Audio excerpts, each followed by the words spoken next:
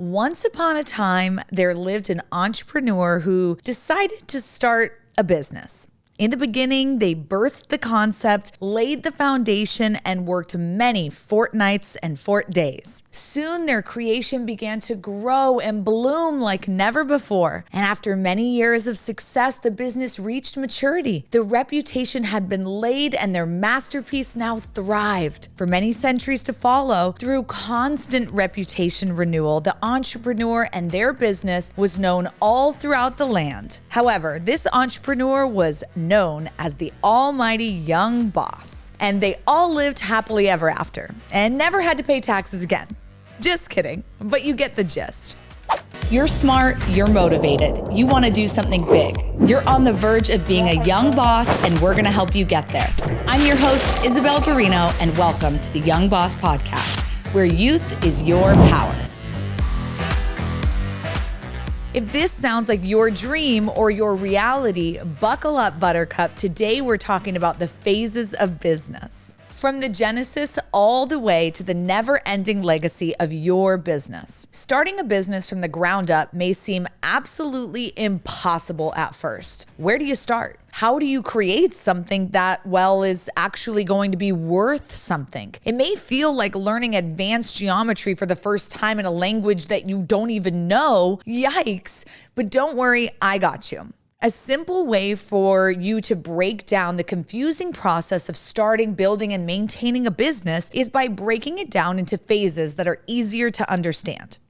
The 4 phases of traditional business are startup, growth, maturity, and the fork in the road, renewal or decline. All businesses are bound to end up on a path at least similar, if not identical, to this layout. Now, there's no set time frame for these phases. Everyone moves at their own pace, and unlike baking, it's not an exact science. Your business may be in a particular phase for a long time, or you could go back and forth in between some of these phases. Sometimes being stuck in a phase for a while can help you, or it can hurt you. Many people spend a lot of time in the startup phase and never make it to the growth phase. You can get stuck in startup if you don't establish a system that works for you and your business. Like my good friend and past guest, Stephanie Becker said, set up your systems early and often. Also, you'll get stuck if you never learn how to delegate and identify talent who can help you grow. Maybe you don't trust others to see your vision, or maybe you want to do it all yourself. Remember,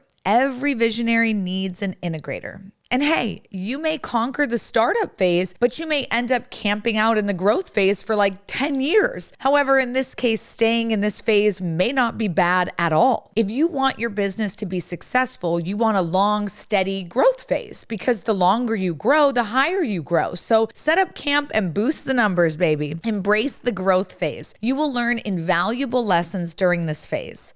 Some businesses may experience additional stages of growth, such as shakeup or market introduction. Shakeup and market introduction are both phases that test the structural integrity of a business, and they can either be super helpful or super harmful for a company. Regardless of how the phases of your business look, each entrepreneurial journey is totally unique. Embracing the development of your business, you're going to need to be patient and recognize and respect each phase for exactly what it is. So let's get into it. The startup phase, such a buzzword, huh?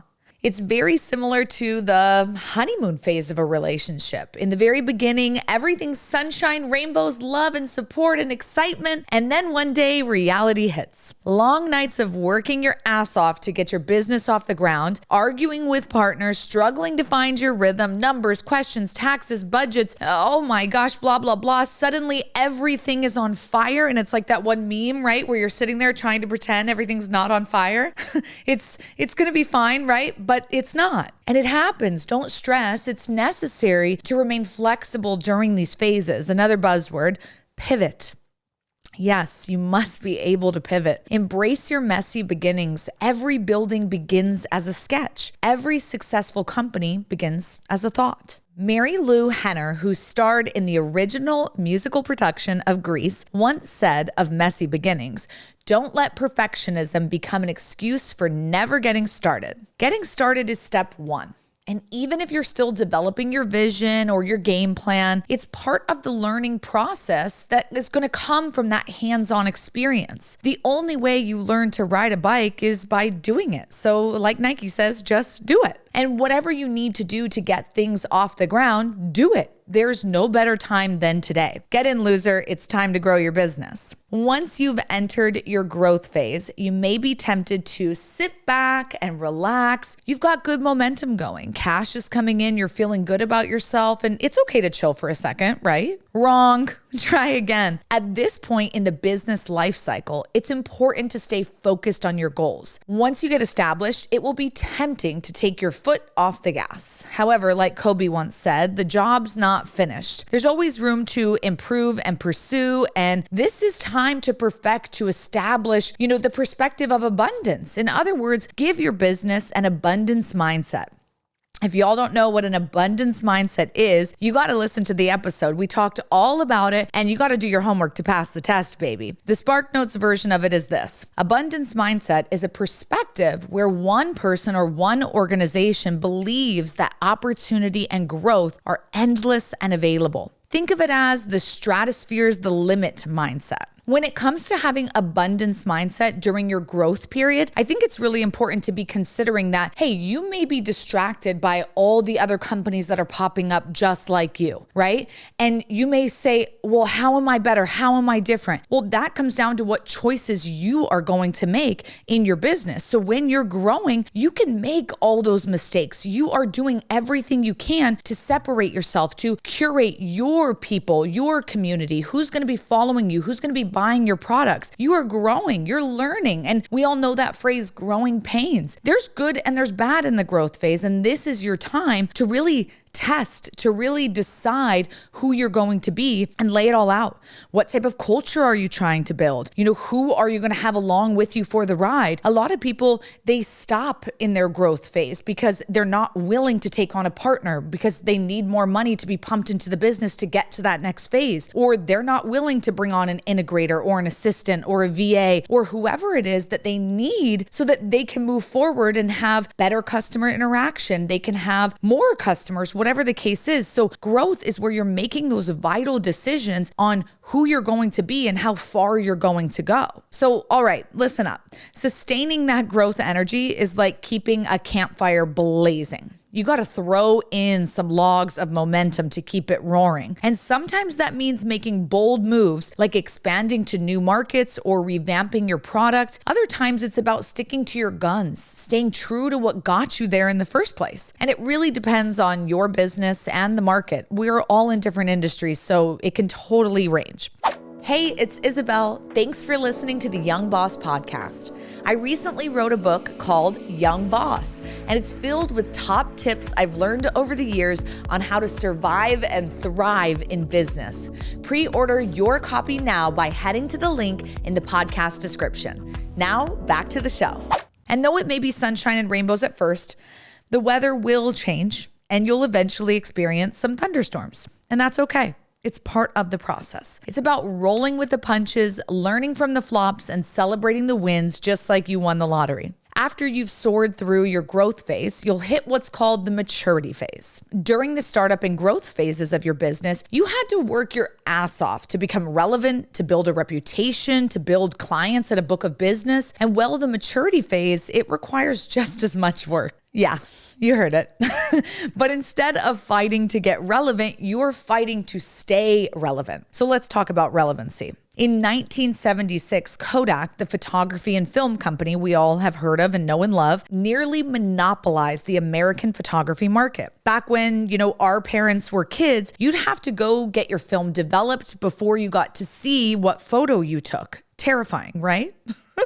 Kodak was a powerhouse, but even powerhouses can fall into ruin if they fail to innovate. Think of all the empires that rose and fell. It happened to the best of us. Once photography became digitized, Kodak was left in the dust, and the company's fall from grace was accredited to their failure to adapt and innovate with a shifting market. Their product became irrelevant and sadly useless in comparison to the shiny new digital cameras. Unfortunately, the company declared bankruptcy in 2020 2012. And scariest of all, Kodak was in its maturity phase when it crumbled. So don't let this be your business. But alas, the analog revival revolution happened, and thanks to hipsters and purists alike, Kodak is back and better than ever. A story for another day, but an inspiring one nonetheless. Don't rest when it comes to your mission. Even when you think you've made it, innovate, innovate, innovate. Never stop growing and pursuing more. As you move through the maturity stage, your primary objective is to ensure that your revenue doesn't stagnate or go into decline. You want sustainable growth year over year, and it's the companies that grow too quick and spend it too frivolously that don't make it. This is the maturity phase, so be mature. To me, when we hit maturity phase, it's all about, knowing where you are, who you are, what type of clients you're going to attract. It's almost that plateau phase a little bit, you could look at it as, because you're no longer on that steady growth incline. Instead, you're kind of like, okay, we got it. We know who we are. We know what we offer. This can be a good thing or a bad thing. Some companies, they love being in the maturity phase and they stay there for a long time, and others want to stay there for a little bit and then go back into growth. Like we said, you can be cyclical, you can bounce around. There's no, it's an art, not a science when it comes to the phases of business. But maturity to me is almost like that plateau phase. It's like the comfortability. You really know who you are. And sometimes in business, you as the owner need a stage of maturity because you mentally don't have the capacity to be in the growth phase. If you've been in the growth phase for 5, 6, 7 years, you're like, I need to chill for a second. I just need a break. Or maybe your life is calling for that, right? Maybe you have a kid on the way or whatever the case is. And you're like, we need to just chill, do what we know and do what our customers love, and just like have a moment of like just chugging along the path. We're still moving forward, but we're not necessarily doing a ton of innovation. We're not looking at every single, product or subscription saying, how do we improve this? And that's okay. There's a time and place for everything. So maturity phase, I think if used intermittently, can be a really, really beneficial thing. And as we've made it obvious, the maturity phase is vital, because if you don't keep pushing to grow and maintain, and you come to the proverbial fork in the road, you may end up on the wrong side of the railroad tracks. And that's not where we want you. All right, bosses, let's dive into the crucial moment of our entrepreneurial journey, the renewal or decline phase. Picture this. Your business has matured. It's been a wild ride, and now you're standing at a crossroads. Do you feel the excitement? Because this is where the magic happens, and it could also be a bit of a reality check. Now, on one hand, we have renewal. Think of it as a business glow up. It's time to sprinkle some innovation dust on your products, services, maybe even tap into new markets. If you've ever thought about making your mark in a different city or a different country, this could be your moment. Remember, efficiency is key, and we're trimming the fat, streamlining the processes, and getting sleeker than ever. When I think of, renewal, I kind of think of Hershey's. I don't know if you guys know this, but the Hershey's bar, they almost went out of business because it was a war that was happening during the time where Hershey was super popular, and people said, we're not going to spend as much on chocolate right now. So they had to renew their product. What are we going to do to make sure people buy this product? The owner added almonds. He added almonds because if you have tight budget on food, now he can say there's protein in the chocolate. There's something that's going to sustain you in the chocolate. So now people started buying Hershey's all the more. So that renewal brought them all the way back. And sometimes you have to look at your business like that, say, what can we do? Or else they could have flopped out and we wouldn't be eating Hershey's Kisses and Reese's or whatever we eat these days. But then on the other side, there's the decline path. It's likely a sneaky pitfall. And we definitely don't want to tumble down that route. Sales might dip, customers start playing hard to get, and trust me, no one wants to see their business baby lose its sparkle, right? So how can we glide gracefully down the renewal path? Well, it's all about staying sharp, my friends. Regular business health checks, embracing change like it's the hottest new trend, and keeping that innovative spirit alive are key.